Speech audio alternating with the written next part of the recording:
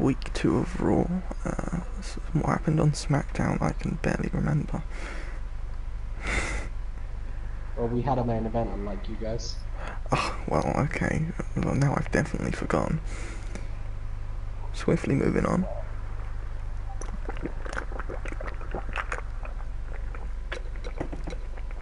Let's move over to the power ranking, shall we?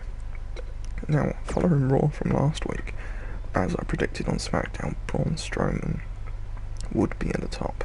He put in a dominant performance last week against Seth and Velveteen Dream, constantly saving his tag team partner and overall carrying him. Next, the Intercontinental Champion, Tyler Bate, who for some reason's main goal is to beat TJP. If I tilt the monitor for you, you'll be able to see that's his goal. I just had to mute you on Discord because you unmuted yourself. Alright, I've muted myself. So yeah, TJP is Tyler Bates' goal on Raw. That's interesting. As the Intercontinental Champion. As the Intercontinental Champion trying to take on a free agent, that's interesting.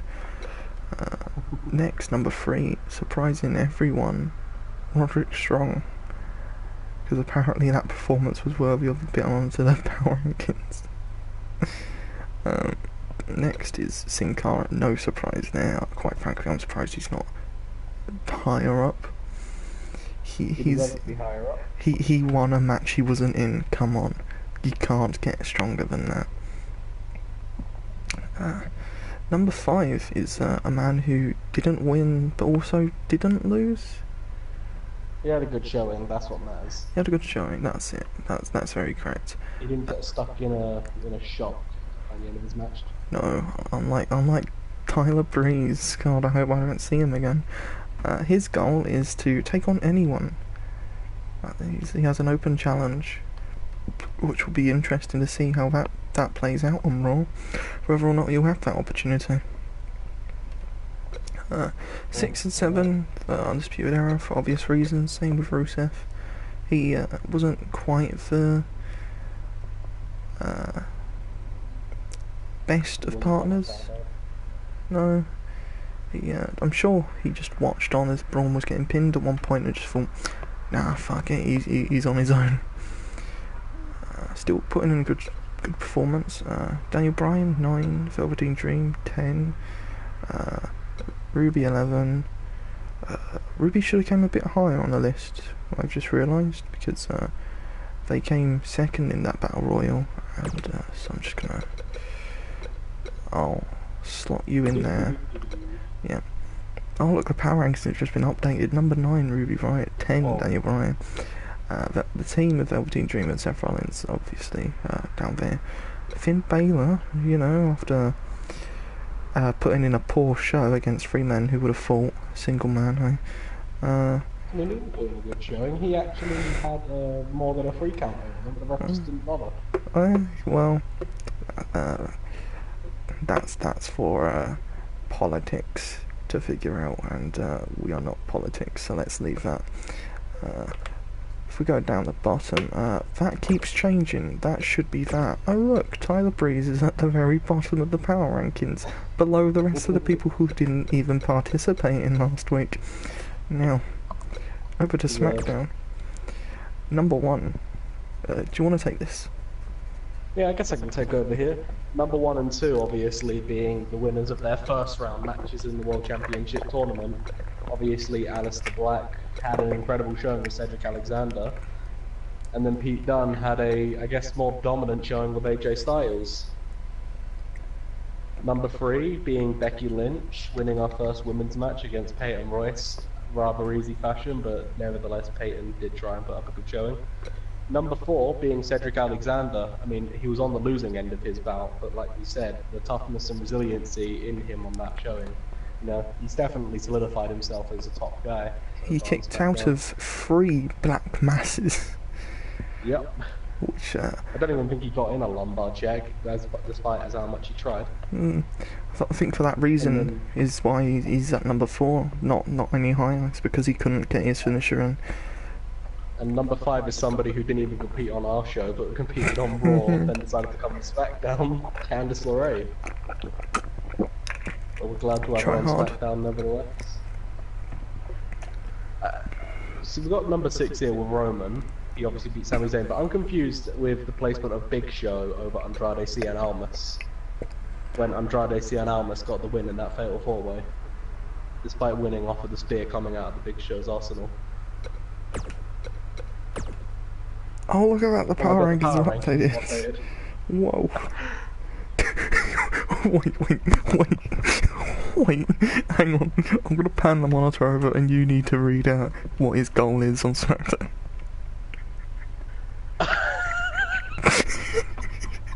Okay, Andrade wants to fucking kill Sin Cara. God, your entire SmackDown brand have just been talking utter shit about Sin Cara. That's pretty true. Yeah, the last person on the power rankings in the top half, I guess, that competed was Jack Gallagher. He was in that opening Fatal 4-Way. He didn't win. He didn't get pinned. Still put on a horrible showing. I don't know who's at the bottom again. Probably the people that didn't make the top. I don't know why Kurt Hawkins is there. Oh fuck. Has it changed? His goal is to win matches. I think it's changed again. Hang on. I'll fix this. That's annoying, I don't know why it's done that. Only the bottom half did decide to do that. Right, yeah. Here are the fixed ones. Alright, so I guess at the bottom is Sami Zayn and Kevin Owens, because despite Sami's good attempt at fighting Roman, Kevin did a horrible job at the assist. Kind of just ran in the ring, ran around a little, ran back out. All he did. Obviously we have AJ Styles here. He didn't come off on top against Pete Dunne. Pete Dunne had a rather easy matchup against him. Don't know why only Lawton's there. But then Peyton Royce coming up on the losing end as well. That's about it for the power rankings here. Indeed. Right. Now we've had our power rankings reviewed, I reckon it's, hang on, shall we, what's the goals of everyone? I want to find out if there's any funny ones, I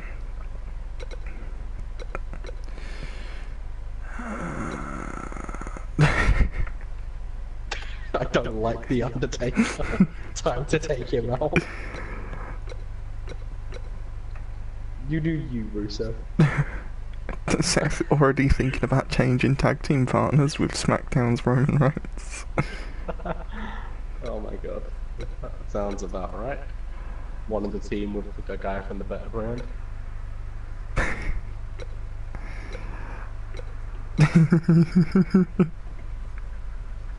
So cursed. It's so cursed. It is.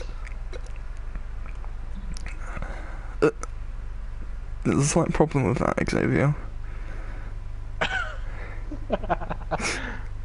we'll just change that to Intercontinental. But these fucking goals. I don't like. I don't like Velveteen Dream. Time to take him out. I don't like The Miz. I don't like Tyler Breeze. Oh, no one does. Cesaro, quite frankly, be doing us a favour. I tell you what, we'll book a match for next week. Cesaro takes on Tyler Breeze in a Tyler Breeze's blindfolded match. Right. Oh, that's interesting. Win a match of Andrade Cien Almas. Well, I think he should dedicate his focuses to the tournament personally. I love that. Just shut him down. Just like no.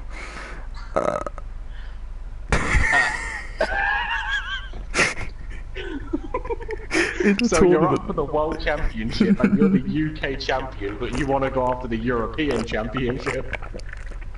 See, it goes UK, Europe, and then the world.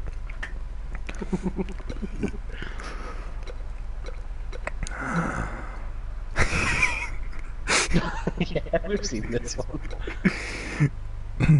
What? He's here to protect TJP from Tyler Bate. Do we have to have a Tyler Bate versus Gentleman Jack Gallagher at Survivor Series over who looks gets like it. TJP? Alright, our goal is to make Jack Gallagher our European champion. By then. There's a slight problem with that one, Kofi. Yeah, they're on Raw, mate.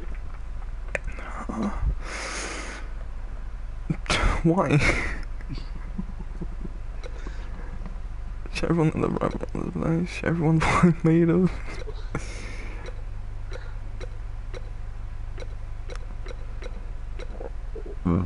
But I mean, he's not wrong.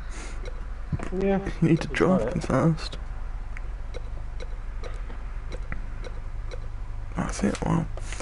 Some interesting goals there, but let's move on to Raw's show, shall we? And taking centre stage. Brock Lesnar apparently, how do I skip? We have to watch this. Pretty much don't skip this cinematic now. Great. They get offended if you try. Quite clearly.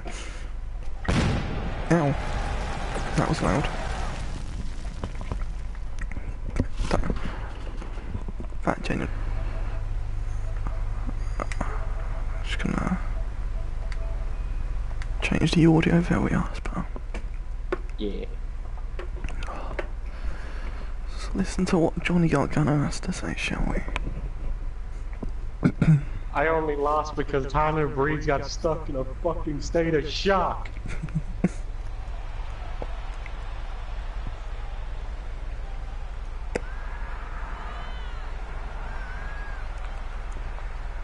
Bullshit.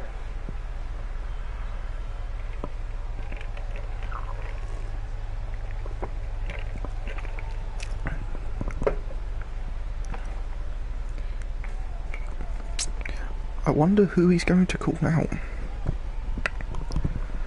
I mean, he might not even be calling anybody out. I wonder what he's doing out here. May or may not have just ruined that. Saying hi, that's all. He's just here to welcome everyone to the show. Hello, everybody. Oh, great. Hey, WWE Universe, you guys know that I try to keep a level head, but I want to talk to you about Tyler Breeze. He's really been grinding my gears. I can't believe he just stood still and watched Tyler Bate escape the cage.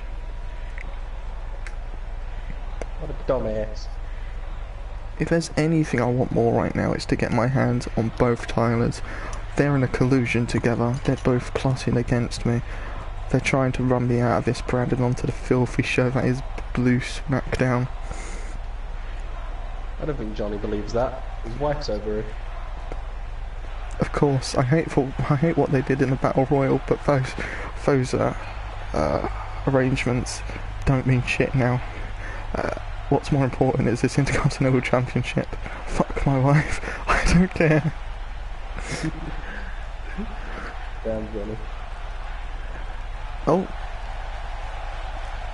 Which Tyler's coming out? It's Tyler Bate. He's coming out. It's not the Tyler that he seemed to have more or less ventilated towards.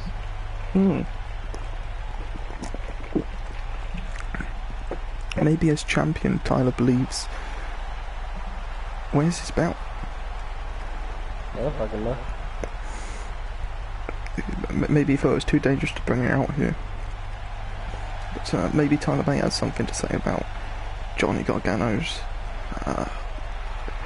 complete and utter whinge fest.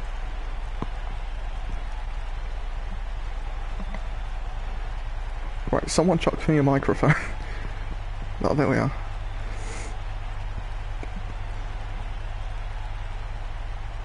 They're acting too friendly. I mean, I imagine that these two do have some sort of respect for one another. WWE Universe, I know most of you tuned out listening to this guy drone on and on about how it was Tyler Breeze who ruined that match for him and how I shouldn't be the champion and we're colluding and whatnot. But that's simply not true.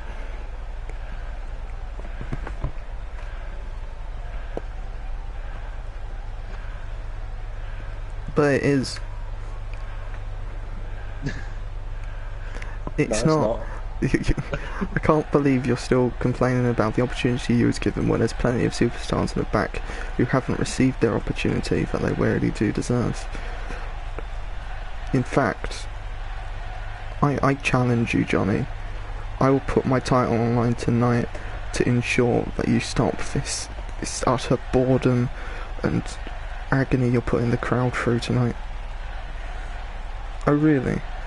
Are you actually going to do that for me? Are you, Tyler Bate, going to put your pride online and prove that you're not just another title in the business? Damn right. I'll do anything to ensure my name is clear of this allegations you're sending me. There's not a single Tyler out there who's corrupt, and I can prove that. So tonight, I'll be putting my title online against you, Cesaro, Ricochet, and another person I've already forgotten. Hey, Sick. Johnny, I know you want to fight me for the belt, so I'll defend it against 4 people, okay? Yeah. BT Dubs is in a ladder match. Sick. It's like TakeOver all over again. Sick. It's like TakeOver all over again.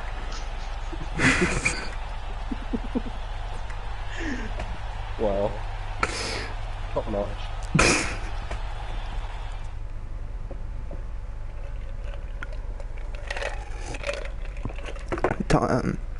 Tyler Bates' mic cut out when he said the 5th opponent, so I'll be able to easily tell you who that 5th person is if I remember.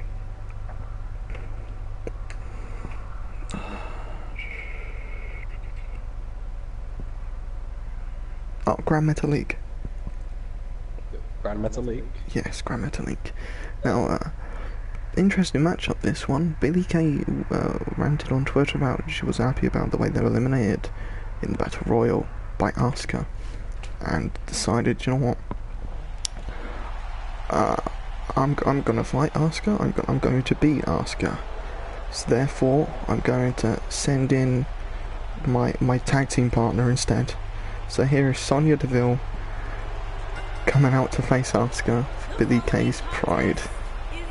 It's almost like she's mocking somebody, isn't she? No, I don't know what you're talking about. This is an original tag team called the Iconic Duo. Well, why does it say Peyton Royce there? It doesn't, you're just illiterate. What does it say there? I don't know, the camera's gone away from it. Oh. It says Billie Kay, actually. I was going to say, it wouldn't so obviously say Sonya Deville or something, huh? Do you want to ruin my immersion even more? It's Sonya Deville now. Shut up, you filthy mark. Fine. So yeah, this is quite a petty match to be set up, but Asuka accepted the challenge nonetheless. They must have been looking forward to fighting Sonya Deville, as that was their goal on the power rankings.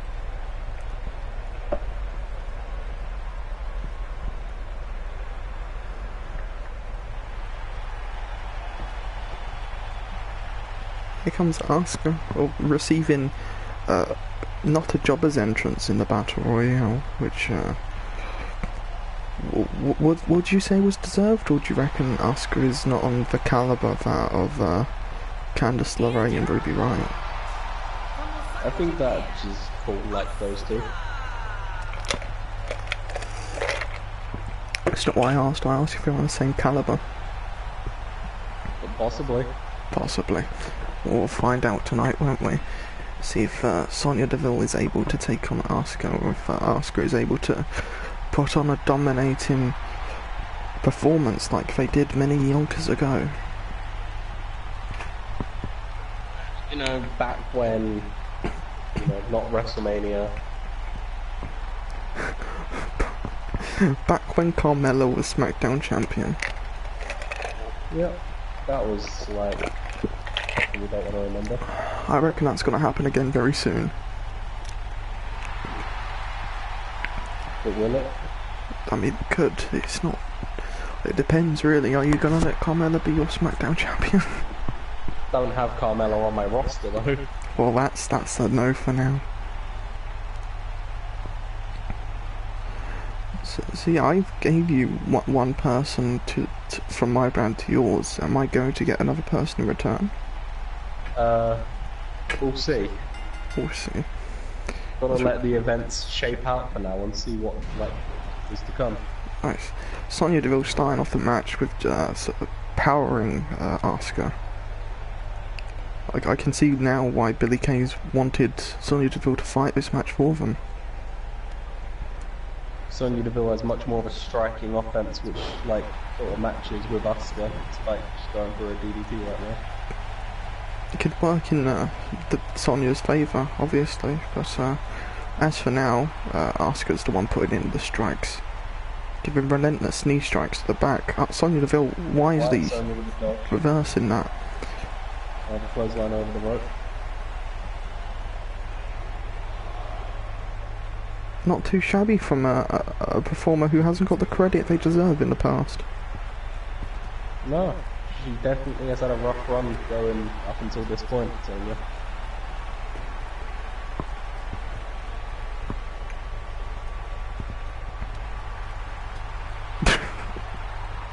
Sonya Deville no selling that shin kick. Having enough of your shit, Sonya Deville. This is turning into a shoot, right, brother? Not quite. I assume that was a high knee attempt from Asuka turned into a flapjack. I believe so. Whatever it was, it didn't work. Oh, clothesline over ropes, just reminding Billie Kay of how they got eliminated from that Battle Royal. Billie Kay was looking up. It's almost like she's just been traumatized. Hopefully they don't do a Tyler Breeze and freeze in place. I don't know. You might have a curse going.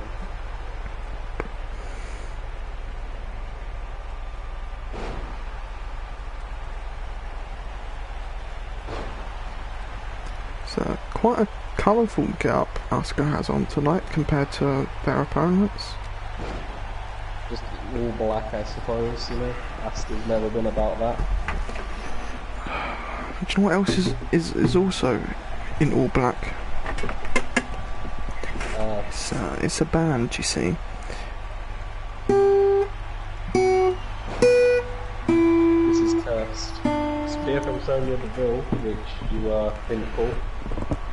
I've not been calling half the shit in this match. I'm tired. I wanted to do this.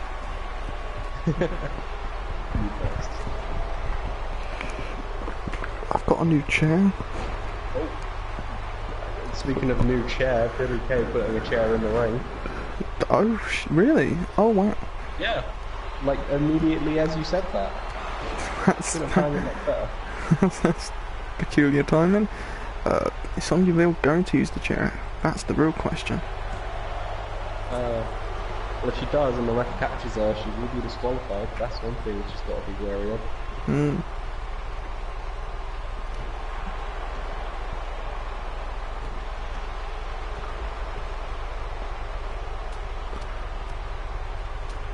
Oh, no, the ref's saying, no, not today. Throwing the chair on the outside.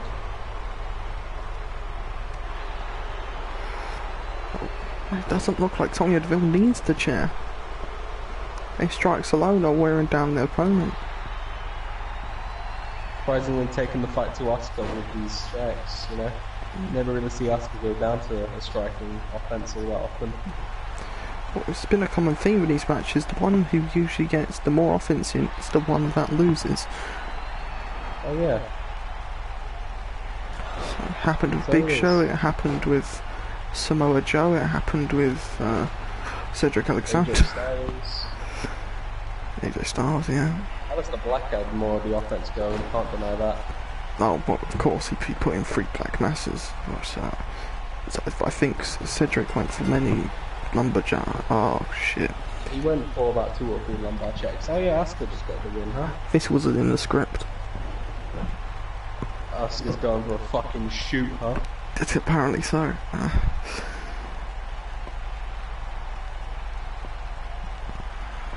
See, Sonya went for the more honourable way of fighting, which was not to use the weapon, but I think if they did, they would have definitely won the match, so I can't knock them for that.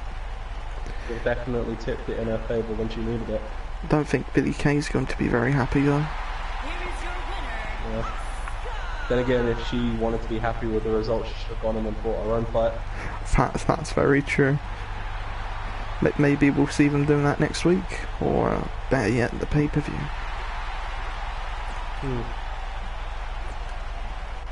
You've got to think at this point Asuka has definitely put herself in a good place for the Raw Women's Championship. For sure. Up next we have another handicap match. It's a 1v4 this time now. Finn wasn't happy about the way I treated him last week, so I went, you know, I agree with you, fair enough. I'll tell you what, I'm allowing you to fight one opponent from the Undisputed Era as some sort of revenge, to be able to get one up on them. So of course I chose the one that didn't compete, because fuck Finn Balor. I mean, I don't know. Roderick Strong appears to be the leader now. I don't know. What does being leader got to do with it? He got the standalone entrance, didn't he? Yeah, he did, yes, but I'm referring to... It kind of goes to show that I feel like if Roderick Strong was the leader that he vouches for, he could have taken the fight, you know? That's true, but Adam Cole happily took this along. He's got Roderick Strong at the back. He's not doing the sign. Yeah, I believe they're just Roderick Strong's henchmen. Look at them. They're protecting their leader. Yes. They should wait until Sin Cara attacks their leader from behind. Imagine.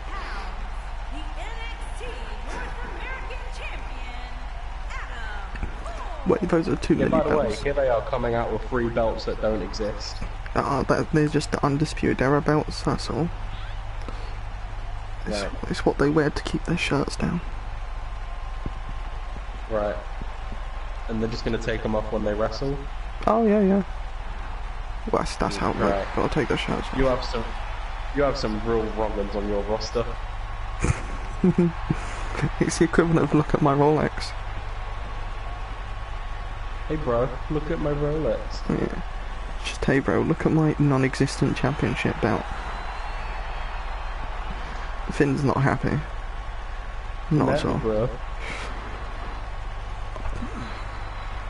Finn's going to want to make a mockery out of Adam Cole tonight, to prove to the rest of Undisputed Era, hey, you got lucky this time, but next time, look at him, you'll end up like him, all 3 of you.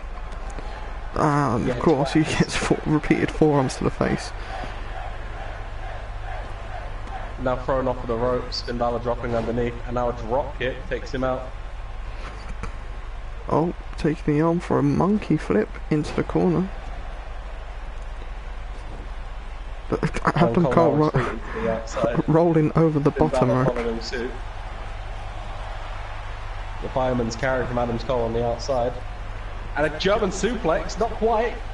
Finn Balor could have crashed into the bloody ring stage there. What stage? The ramp.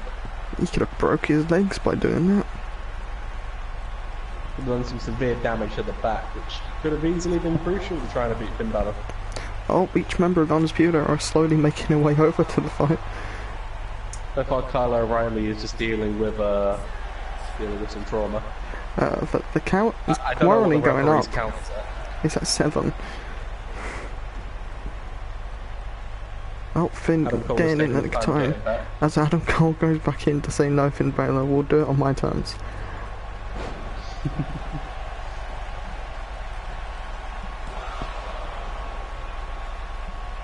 Finn Balor getting the kick out, but at what rate did that cost him? Could it be going in Adam Cole's favour quite quickly? I need to learn the Undisputed Era tune on my guitar, so every time Kyle O'Reilly does an air guitar, I can play actual guitar and lip sync over it. Snapmare into a drop kick from Finn Balor.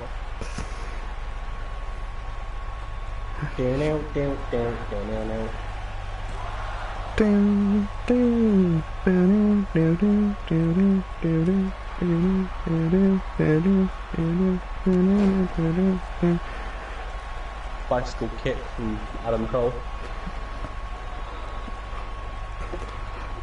Oh, dirty tactics now. What? Someone just threw a chair at Finn Balor's head.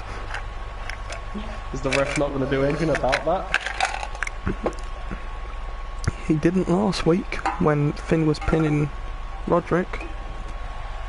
I think the ref just has it out for Finn Balor. He must do. Over there is a fucking mark.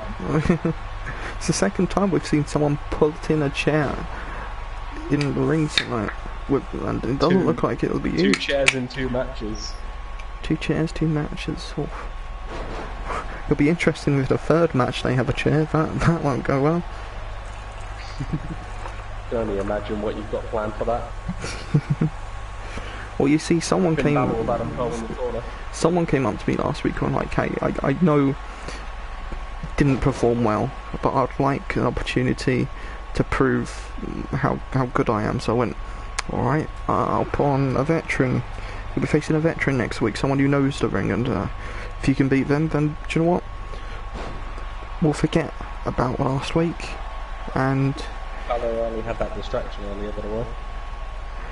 I said to him, do you know what, we'll forget about last week and we can start off fresh, and you can have the same starting plate as everyone else. Oh jeez. Oh, Finn Balor up top. Coup de grace from Finn Balor. Successfully landed on Could that. this be it? 1, 2. Not quite Adam Cole getting the kick out at 2 from the coup de grace. I'm not sure what Kyle O'Reilly and Bobby Fish were doing, but they were just losing their minds down there. They were just spinning around in circles like some sort of AI companion. Kyle O'Reilly already tried to make the assistance once, maybe too early. As Finn goes for the top again. Where's Roderick Strong? Splash. I think Roderick Strong's walked out. he's walked away. He's not having this. He's got on board. Yep. Cover now from Finn. 1, 2. Did he go for a standing coup de grace? I guess you could say that. If I'm writing a match, that's what I'm calling it. Don't let me write onto the knee from Adam Cole. Don't let me write a match with Finn Balor in it, because I'll piss off the Finn Balor rap. That too. Well, I guess, yeah. Yeah, you know. I'm pulling it back, though. Oh, super kick. Running knee strike. Here's the last shot. What's that? One. His signature or finisher?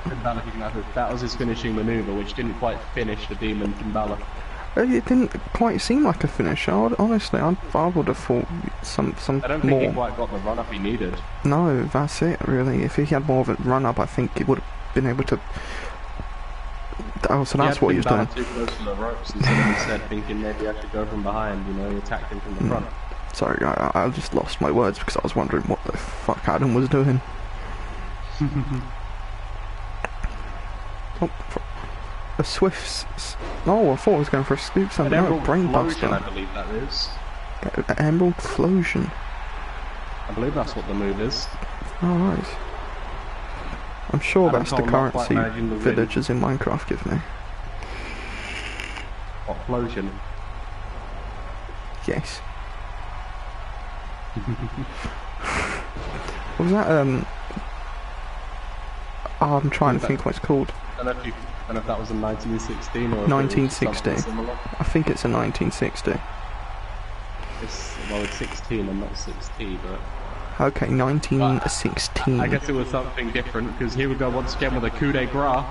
Nailing the coup de grace, and Balor going in for the cover. 1. I'm not able to do anything about it, just hoping Adam can kick out. Once again.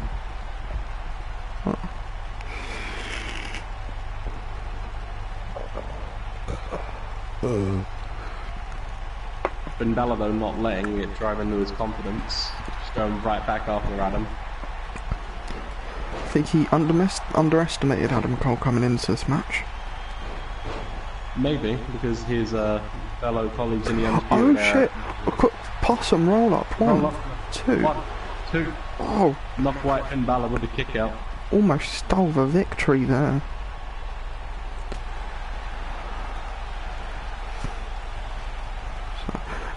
How would you think that would affect Finn Balor mentally, losing to the fourth member of Undisputed Era? Not only losing to the all three last week, but to their fourth outcasted member.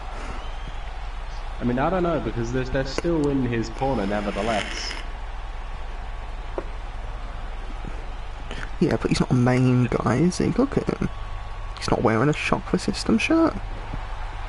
I mean, I don't know. He is the Adam Cole champion. He is the Adam Cole champion. We can't knock him for that. Roderick Strong does not have a Roderick Strong champion. 1960.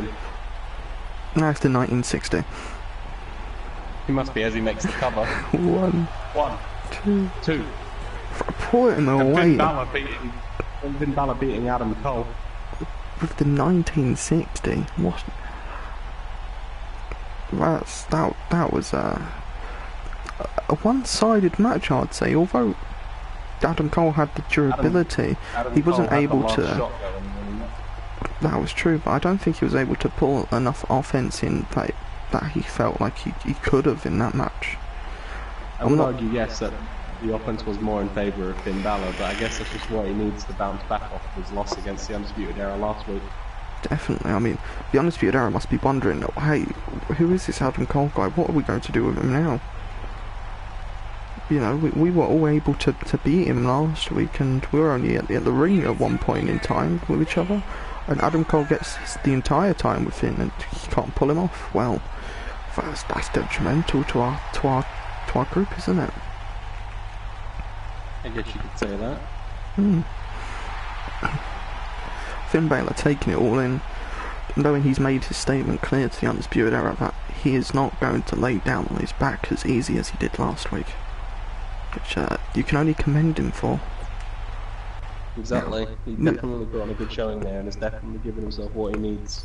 Moving on to our next match, as I said last week, as I said earlier actually, Velveteen Dream came up to me and was like, hey, I know I did bad last week, I know I put in a very poor performance, but I would like an opportunity to bounce back from this and prove that I'm not the weaker member of our team, as Seth Rollins clearly was looking for other partners in SmackDown's Roman Reigns, and I guess he's here really to prove to Seth as well that, hey, don't push me aside just yet. You know, I can prove myself. And ironically, immediately following, as Velveteen was walking out the door, Kane busted in through the wall and just went, yo, I'm back from holiday. I think I've won Brexit for us, so give me a match so I can prove that I can get rid of the immigrants. So yeah, that's one way to put it. That's a very horrible way to put it, but it's something nonetheless. So I was about to say Seth Rollins, but no, this Velveteen Dream wearing the shirt similar to Seth Rollins as I guess as a call out to Seth to watch this match. Some level of homage. Keep his eye.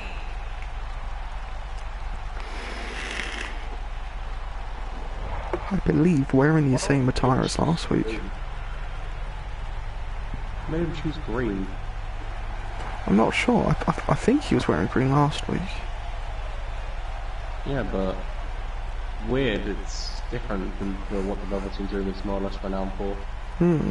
I think everything else around him is purple. I think it is to do with he's just really set on being Seth Rollins' tag team partner. I think I'm wrong actually. Was it Seth wearing green last week and Velveteen Dream wearing gold? I do not recall. I'm not sure either. That's why I was hoping you'd know the answer. Well, I don't remember, honestly. Well, either way, I believe it's going to contrast with Kane's big red gimmick very nicely. You know, the Green Giant versus the Big Red Monster. Making snow angels, just like Always does. That's what that was.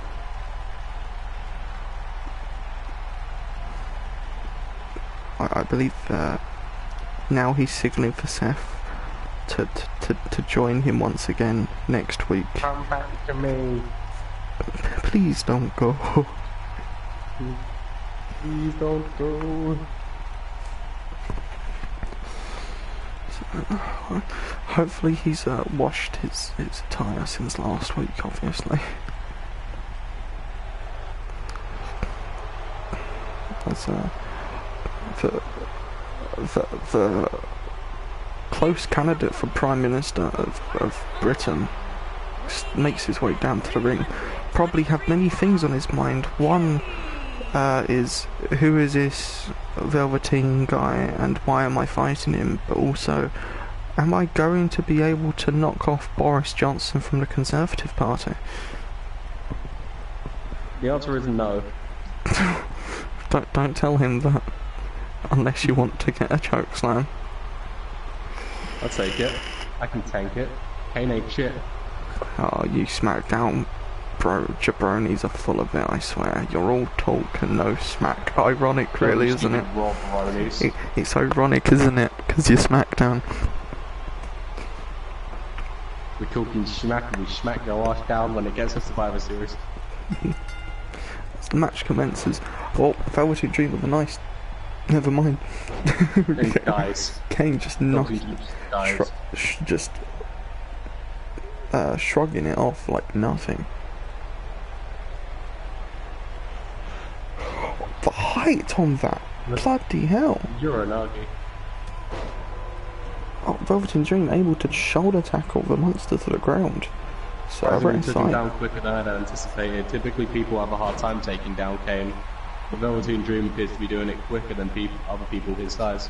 So Velveteen Dream trying to commence a fast-paced match in this, while Kane is trying to slow it down quite a bit. All that matters is that if Kane can keep the Dream off of his feet, he's got it easy going. Of course. We found out last week one of Velveteen Dream's favourite moves that was a very effective one was a running drop kick.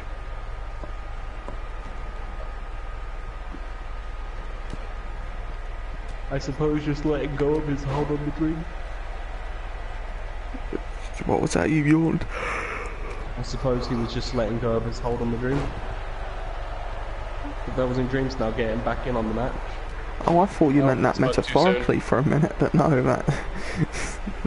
you just talking about drain the opponent. I'm tired. Oh, is that...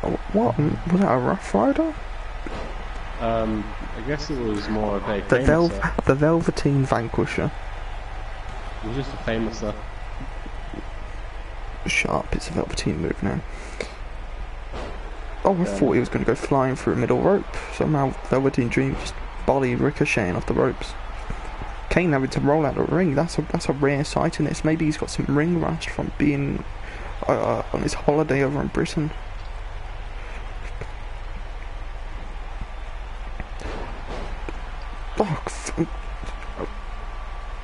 A really quick snap DDT. But Velveteen Dream has been using that a lot over the past year or maybe 2 years. It's been working benefits for him. Velveteen Dream has a lot more control in this match than I think anyone would have gave him credit for. Exactly, I mean, he's up against Kane. Oh, he's intimidating him now. A very ballsy move. Kane just missing that clothesline, but still not letting Velveteen Dream take advantage of him. I don't even think the Labour Party would have the balls to mock Kane like that. I just saw Velveteen Dream touch the rope. Is the hold locked I saw him touch the rope at least twice. The hold's not locked in anymore though, so he's still doing alright. Oh, yeah. Driving his hand into the face of Kane. Is that Kane's finishing submission? That's one of Kane's submission maneuvers. That's Kane's submission. Mandible claw type maneuver. This is an interesting developments in the matchup. I would have liked to see him hit the choke slam, honestly, but... don't count him out just yet. He might be able to do that. We saw him shoulder tackle Kane. That height as well. Velveteen Dream has been thrown around in this match quite high. No real elevation to that move. Nevertheless.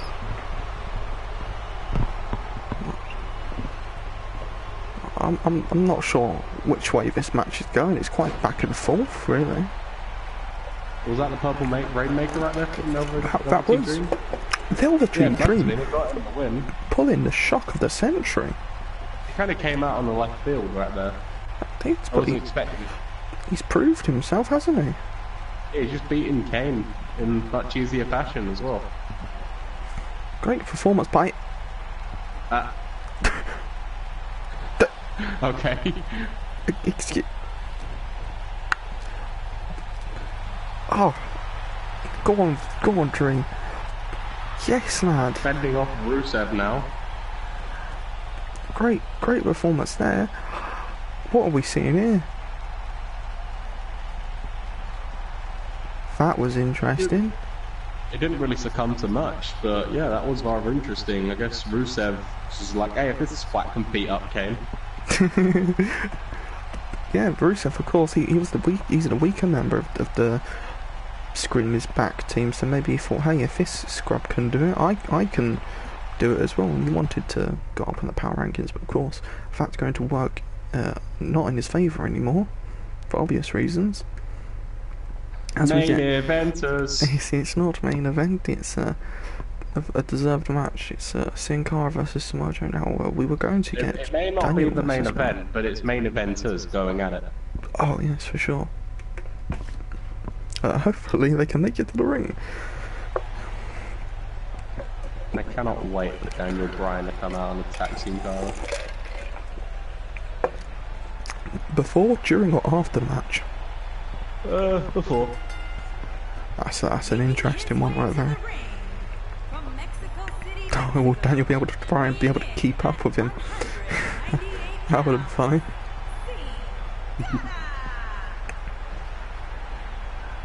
Well, Sin Cara's made it to a ring. That's something Daniel Bryan can't say.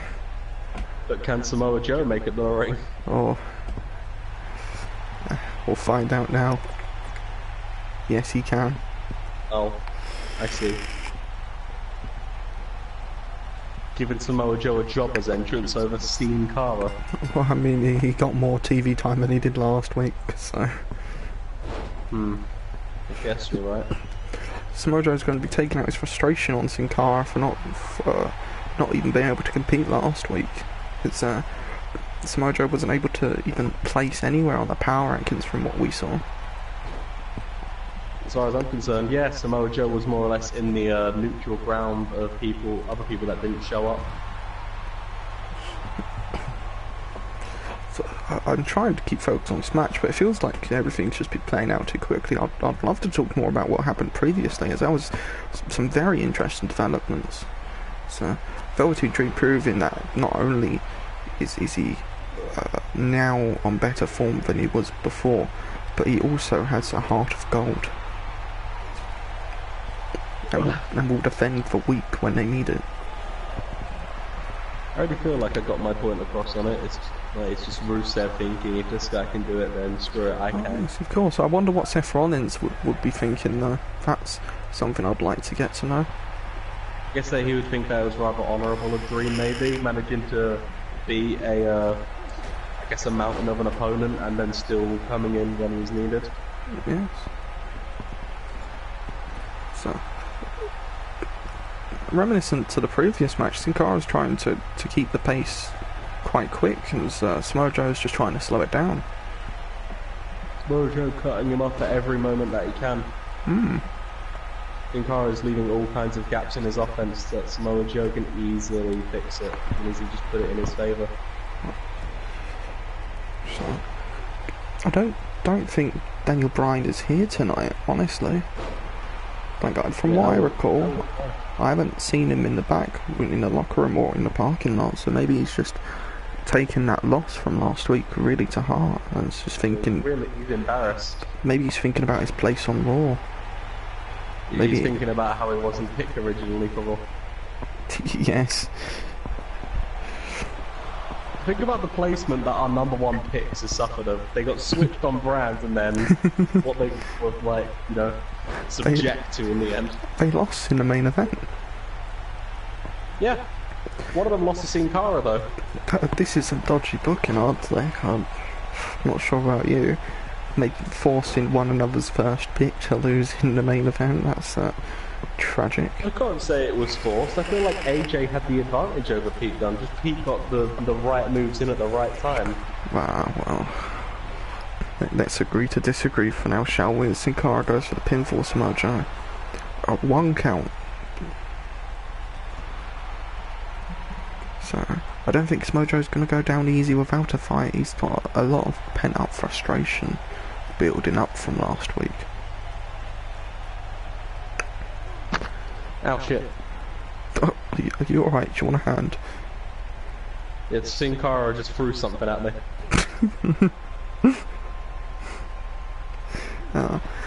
Maybe it was some shade considering the amount of smack you've been talking about him last week. He deserved it. To be fair, I didn't even think I was throwing him shade. I was throwing him some like praise and that. He was like literally subjecting himself to the main event, so you wouldn't. Oh, alright. Well, I'm pretty certain. Oh, no, pinfall. 1, 2. Not 2. quite. I think Sin Cara's not quite happy with how he's been paid out by the SmackDown locker room as the bad guy on Raw. So, was it Andrade was the one who wants to challenge Sin Cara, I believe. He just doesn't like him at all. So, quite hypocritical considering how Andrade was it? He won. Yeah, how Andrade won the Fatal 4-Way, just pinning off of Big Show's finisher. Pinned off of the spear that came out of the Big Show's offense. Yeah. Hopefully we'll see. I mean, that's the only interesting thing on SmackDown, honestly, is the Big Show and Andrade rivalry. I hope you have that going.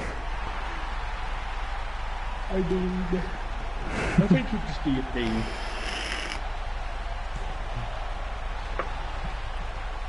Maybe it will, maybe it won't. On 1 count there with the Samoa Joe.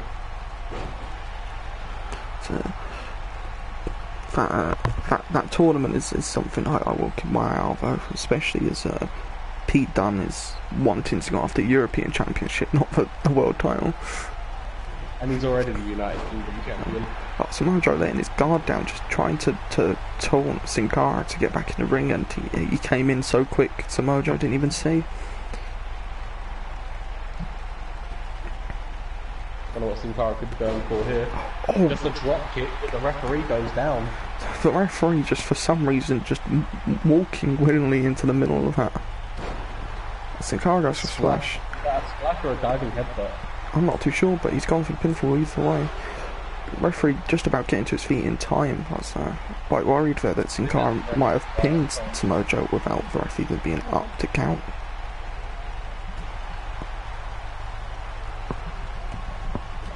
So we've got to look out for that Swanton bomb from Sin Cara. Because once he does that, then I believe that will be the end of the match. Sin Cara behind Samoa Joe now. Of course. Frankensteiner. Let's not forget about Samoa Joe's sleeper hold. So that is, you know, Kokiri clutch. We're very sleepy as it is, so he won't have much of a struggle blocking that in. Another, what's that? It's a weird angle slam, like really. It's like an Olympic slam, yeah. Olympic slam.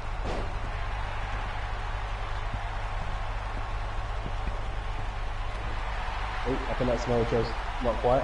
I thought he was going to look to finish it here, but instead he's going for the trifecta of suplexes. Chimera flex, as he likes to call it. Showcasing his variety in the moveset. His diversity. Because, you know, Samoa Joe accepts people of all races, hence why he's beating the shit out of Sin Cara like he would anyone else. Is Sin Cara really Mexican? I don't know. 1, 2. Only a 2.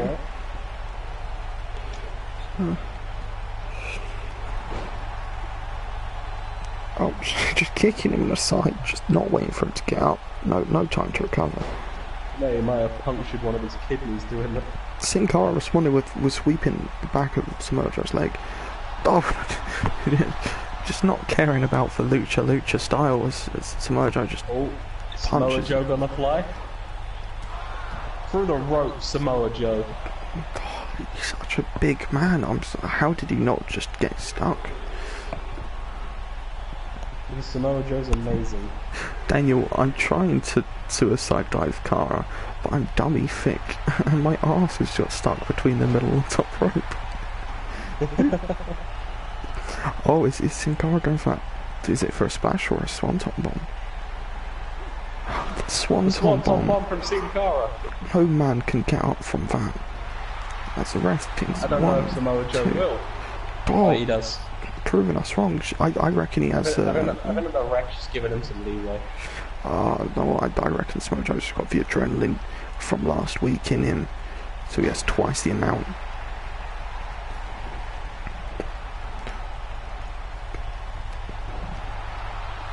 It looks like Sin Cara's gone on the comeback now. I mean, he didn't lose momentum, but he's carrying on, is what I'm supposed to say. Oh, it's for...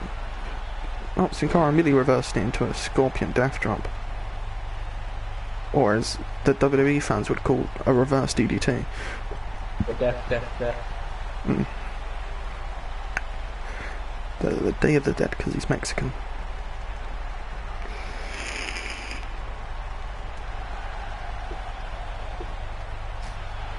Oh, that was a loud chop by Joe. Well, I can't hear it because, you know, everyone's headsets are broken. Except mine. So what are you... You have your AirPods in, okay? You could take them out and be able to hear the action if you really wanted to. I can't hear it. It's actually, it's tone deaf in the arena. No, a random smack was just heard. I think one fan just smacked the other from excitement of Sin Cara going to the top rope. I don't know, but suddenly my face feels like it's stinging.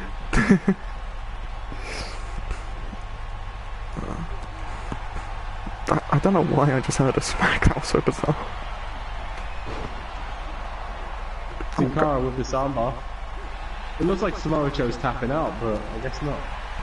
I think he was just trying to reach for the ropes, but just couldn't, so his hand was just smacking against the mat quite often. Also known as tapping out. Also known as shut your face. Do you want me to smack you on the other side? You won't. Second swanton bomb. I've seen Cara just beating Samoa Joe. There's no 1, way.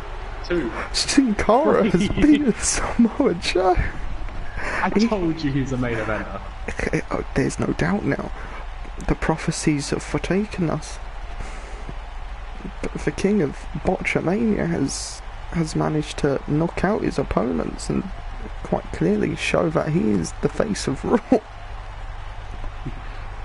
He's the face that we don't deserve, but the face that we need. Is this the beginning of a hot streak for Sin Cara, I wonder? He's got the hottest streak going right now, infiltrating the main event, taking out Daniel Bryan and now beating Samoa Joe. Oh yes. Very happy about his Daniel! Oh, he's not taking any of it. What a heel! What a heel move! Ah, disgraceful. Oh shit! Stop it! No, don't cheer him Don't on. just walk past Samoa Joe. Go and stop him. He beat you fair and square, you piece of shit. Do a Velveteen Dream and hop back in and save him, Joe. I can't believe the crowd were just egging Daniel Bryan on.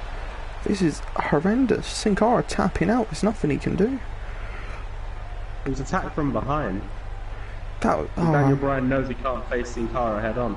No, I can't accept that. As general manager, this isn't going to go without being punished. Daniel, you are sorely mistaken. Rock kick Daniel Bryan's head off. Well, we know what we do to people who I think have did wrong. So Daniel, I hope you're happy to face the Undisputed Era next week. Wow. Hey, we don't go easy on Roy. If you've done some things that are not approved around here and not highlighted as ideal, then we will treat you as such appropriately. Despicable. Oh, atrocious. Well, let's not focus on that. As, hopefully our main eventer isn't injured from being put in that horrible yes lock by Daniel. It's a psychotic Can we just maneuver. agree that he should be the world champion? Do you know what? When the time comes, when our belt is fully polished, Sin Cara will definitely be the first man we'll ring. As the Intercontinental Championship is hung from the top of the arena, the champion Tyler Bate making his way down to the ring first. For no reason. But the man who suggested this match, as he's fairly confident in his ability of climbing things, wanting to prove yet again that he can climb the subject of the match and win. Your badass just doesn't want Tyler Bate as champion, SMH. I don't know what you're on about. Tyler Bate suggested this match himself. I'm happy to go through it. If he can prove once again that he could do this on his own, then fair enough. But all I'm saying is there's not a Tyler Breeze in this match to just freeze in place for him. Everyone else is going to freeze in place. Tyler Bate just has that ability. The second entrance. Excuse me? Has someone just infiltrated? I don't know. Is that a lost child in the crowd?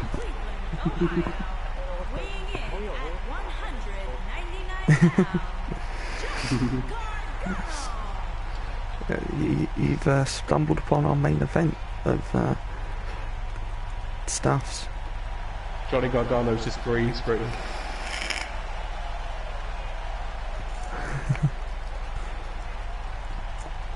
Basically, the Discord thing closed. Oh, right. Would you like me to end it and restart? No, sure.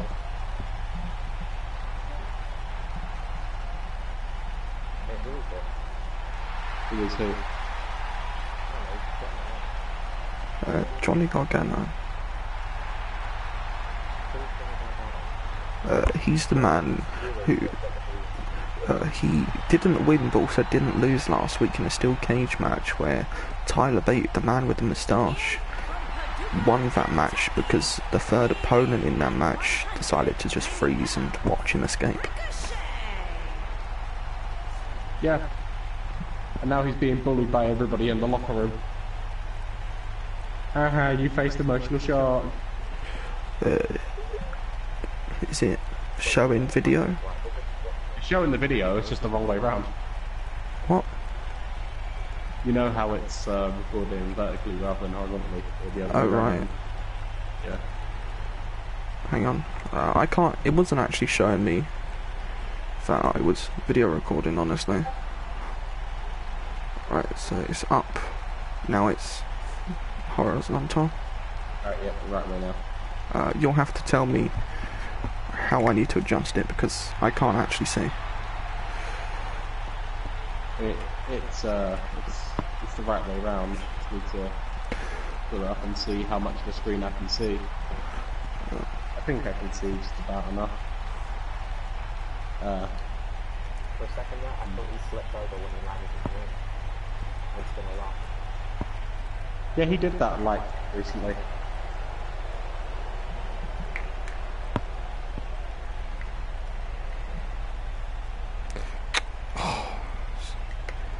Monitor is not working the way I want it to. Oh, how's that? That's good. Yeah? Yeah. Is it down a bit or is it up a bit? I'm gonna move it back. How's that? That's good. Okay, good to hear. Now, coming out now, it's a man known as Cesaro for... Getting on the spot. Weighing in at 232 pounds, Cesaro. Ricochet, Cesaro and Grand Metalik having their first championship opportunity, trying to prove themselves as more than just bench warmers per se.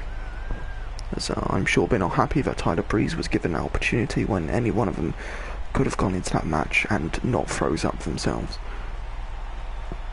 Big sad. Big sad indeed. As Cesaro looks around, taking in the atmosphere that is Raw and appreciating the brand exposure he's getting right now and the opportunity that faces him.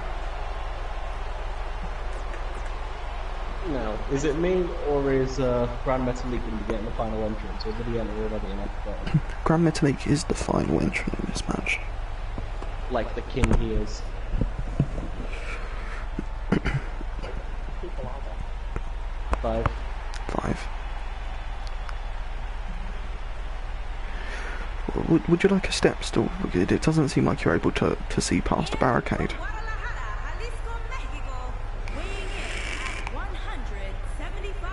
He was asking you a question. Yeah. Well, we're assuming you're a lost kid who somehow wandered in from one side of the arena to the other.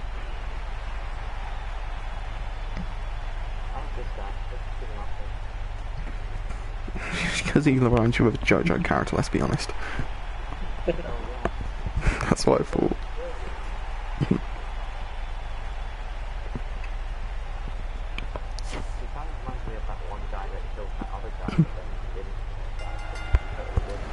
Oh, Rey Mysterio. Oh, Grand Metalik just immediately going off the champion as the rest of them just watch on thinking, fuck, we didn't expect that. Cesaro throws out Johnny Gargano for not being quite happy with this matchup. You wanted a one-on-one? How about I give you a 5-man match?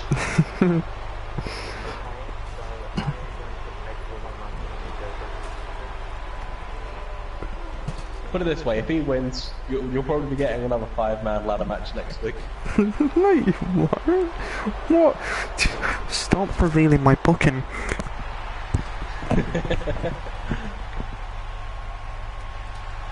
Oh, Grand Metalik immediately grabbing the ladder and putting it in the centre of the ring. Taunting the champion. But of course, as we found out earlier, the taunting people on the apron does not work in your favour as he's been picked up for an airplane spin. He's gonna die. He is dead. Oh, and he's being spun around the other way now. Connor, I reckon you've bet poorly on this match. Let's see. Oh, Why Johnny. would it in a child bet anyway? Uh-huh. Yeah. Oh, Tyler Bate immediately grabbing the championships as Grand Metalik pushing the ladder over. No one appears to be stopping him, but... Look, Johnny Gargano going to try to take down Tyler Bate instead just enziguri Cesaro chucking Grand Metalik out. Johnny Gargano quite clearly wanting to be the one to take down Tyler Breeze from the championship.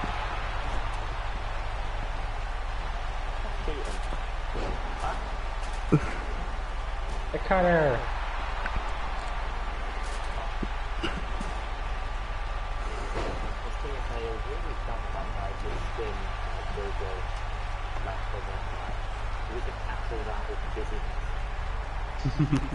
Does it really though?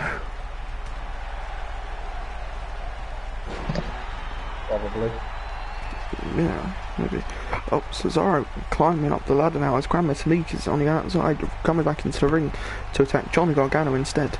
Ricochet approaching the other side of the ladder. Yes. Tyler Bate just pushing the ladder over. Killing 2 men at the same time. It's,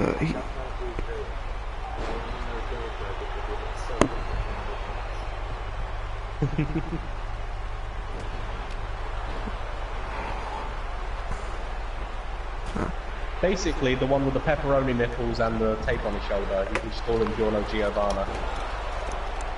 Because he is from Switzerland. or Jason Statham.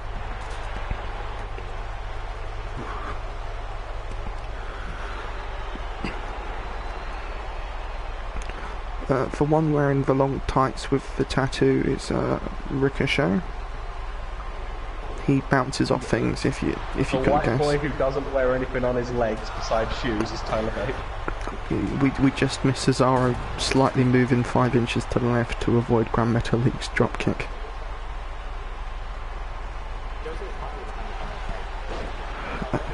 So are you. Are you sure you don't want to climb on top of the chair? Okay. Of course, the kid would like the one that looks like Rey Mysterio.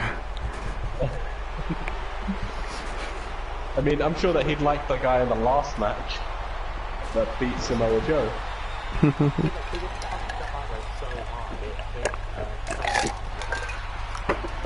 Shoulder man.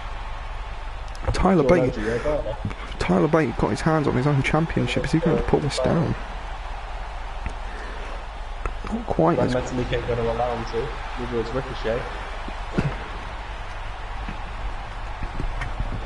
Grand Metalik's unhappy that he didn't get to kill Tyler Bate. Well, no. Now that powerbomb to the outside. Grand Metalik just shaking his Gets in the arms in ring and the gets air, back up. just appreciating that how happy he is just to be a part of Raw right now. What a moment it is to be alive for him. Because Johnny Gargano is just showing up Cesaro, just making a mockery out of him, demonstrating why he should be the Intercontinental Championship. The Intercontinental Champion. Johnny Gargano's climbing. Oh no, Ricochet just beating on Grand Metalik on the outside. Is Johnny Gargano going to pull down the Intercontinental Championship? This is going to cost dearly for Ricochet. Oh, there's 3 men in the ring now as Cesaro just kicks away Tyler Bate. Oh, Tyler Bate's just putting his hip with him and making him fucking die. yeah, some dodgy goings on there. Cesaro's just stolen Metalik's thunder. Connor, have you stopped playing Fortnite and commented on my stream? I can't see it.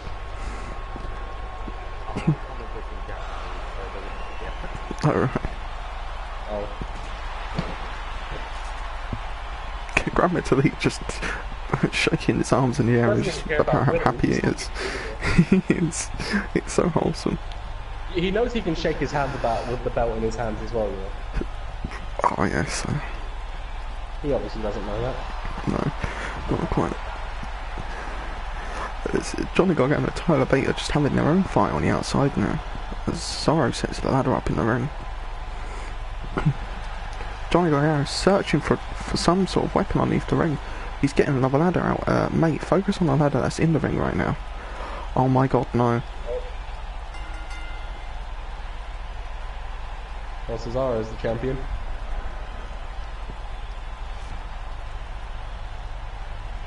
Giorno Giovanna wins it.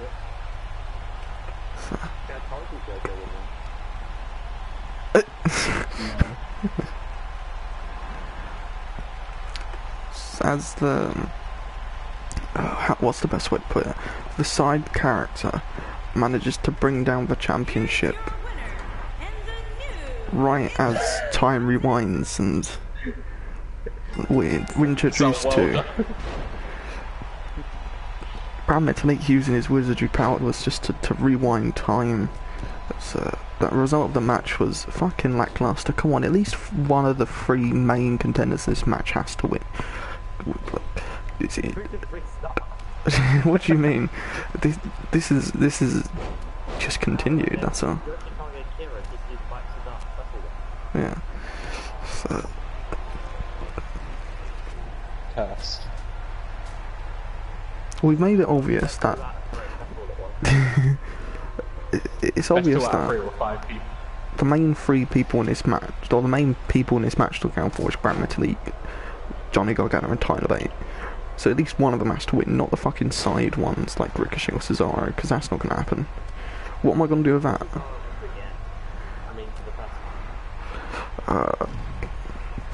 Do you know what we end the stream? We pretend it didn't happen. Just say it happens off the screen. And then Metalik wins. We have a ladder match next week to re-crown the Intercontinental Champion. Just And say they Cesaro can't is not start invited. Cesaro's act. So they have to do them like that. It's not like I don't like Cesaro, it's just... You just think you plan to use him like the actual Ed does, and that's not that well. oh, okay, no, you can keep your shade to yourself. It's like... if...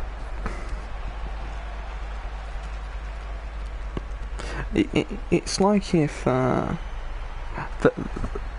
nurse from Persona 5 was voted best waifu. Like, that make no sense, because they're just a side character. They're like a side character. Oh, shut up, you. I thought best waifu was Sojiro. Why is it catchy, but you can't bang it? You can bang Sojiro. Pride Month is over. Did you finish? I finished it before Louis, Like by a day, and you had the game for like 2 years. and I put it on easy mode. You know how see those pilots you can't get to, and you like kind of dies but you don't know. Yeah. Spoilers for our audience that haven't seen the game or anything. I can't hear my voice doing that. Oh. We've been talking to you like they can. Yeah, Damn. I'm just a voice in your head. Okay. Sorry, Amanda. So crazy. Yeah, well that's fantastic. Not as crazy if we both hear it. That's true.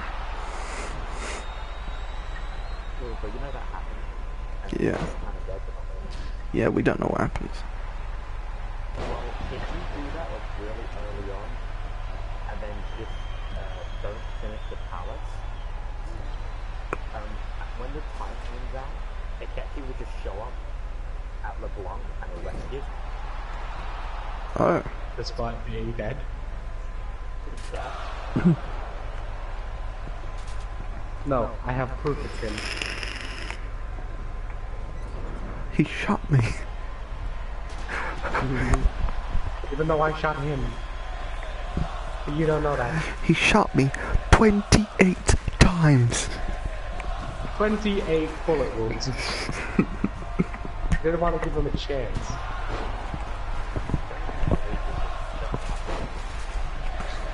Happy to be here. He's happy to be victorious. He's happy to be the Intercontinental Champion.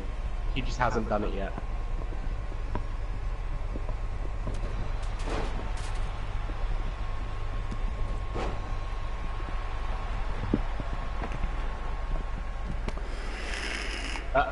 Okay, that was a clusterfuck.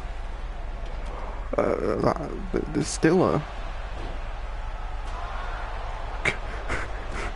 Still a total clusterfuck. Cesaro just whacking the ladder against every member in the ring right now.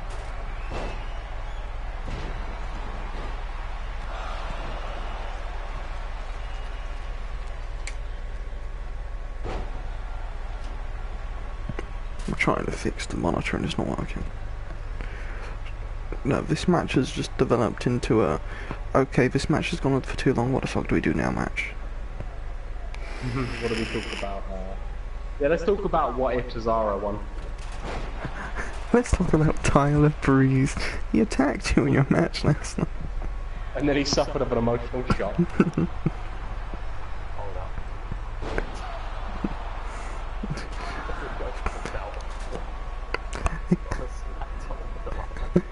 Excuse me? What the fuck? So, Tyler Bate now doing the appropriate thing and setting a ladder up in the middle of the ring, and Cesaro is just climbing back in to walk past Tyler Bate and wake up Johnny Gargano apparently. As Cesaro now takes the ladder down and just drops on the floor. What is this Nobody match? wins. If you're gonna rewind time to make me lose, nobody wins. Cesaro just guards the belt. It's just confiscate all the ladders. Yeah. This ladder is mine. That yellow belt is mine. Metalik takes out Cesaro. Metalik. Climbing to the top of the ladder. Metalik is climbing. Tyler Bate quickly So is Tyler on Bate. his feet. to get into the ring, not wasting any time attacking Grand Metalik. Chopping his head, and Grand Metalik no sold it and replies with some chops of his own. Cesaro's going to try and do something about it, but there's two men on that ladder, and Cesaro is a big strong boy though. Apparently the game says no, Cesaro cannot do that to two cruiserweights. On a ladder. No, it's too much. To be fair, his shoulder is not working as well as it should be. What happens when he just deadlifts Big E?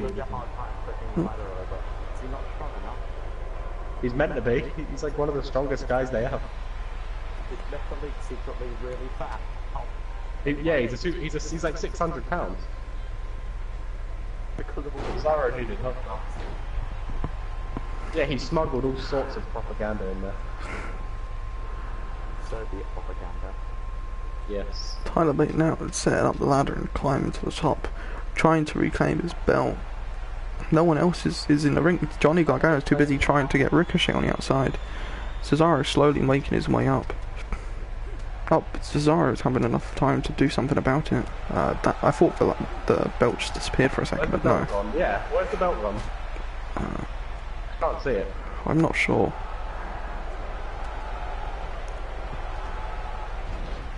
Oh, Johnny Gargano just missing that.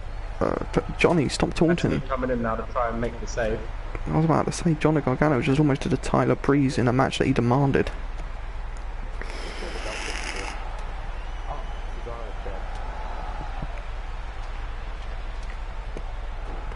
Grand Metalik just saving Tyler Bate from being pushed off that ladder from Ricochet.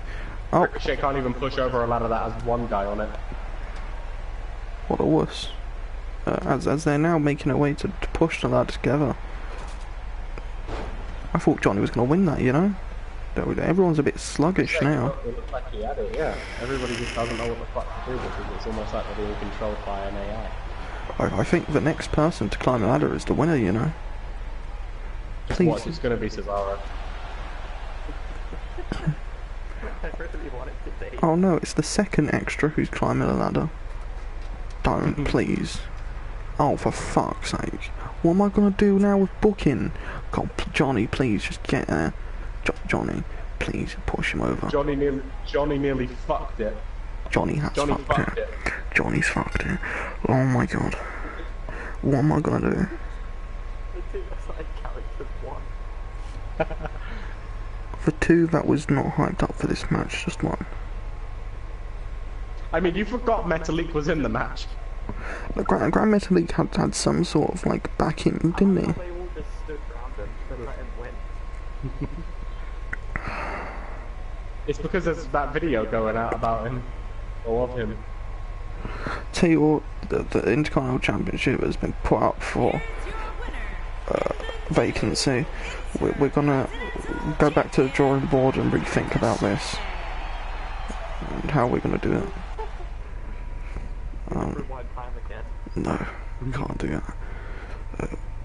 So it looks like these side characters have more of a prominent position than we originally thought. Of course, Ricochet's Cesaro was the second champion, followed by Ricochet.